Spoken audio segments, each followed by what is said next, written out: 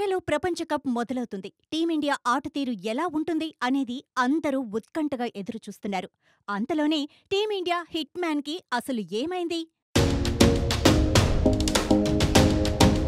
తాను అంటేనే రికార్డులంటారు. కానీ ఇప్పుడు సీన్ రివర్స్ అయింది. తొలిసారిగా అమెరికా వేదికగా టీ20 ప్రపంచ కప్ జరగనుంది.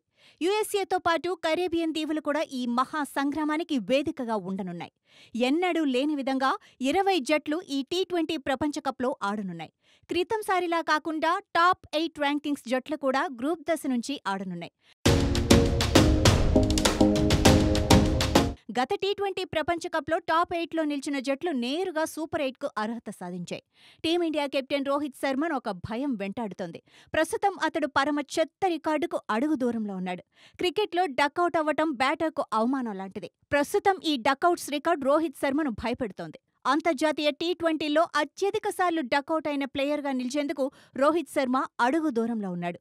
ఇప్పటివరకు రోహిత్ శర్మ 12 సార్లు అంతర్జాతీయ టీ20లో డకౌట్ అయ్యాడు.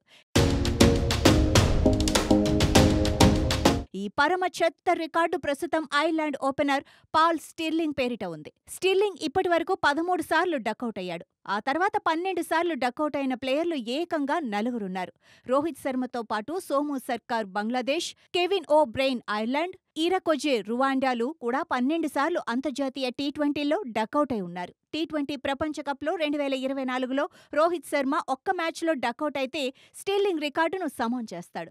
2 సార్లు డకౌట్ అయితే మాత్రం డకౌట్ల రికార్డును తన పేరిట లిఖించుకుంటాడు.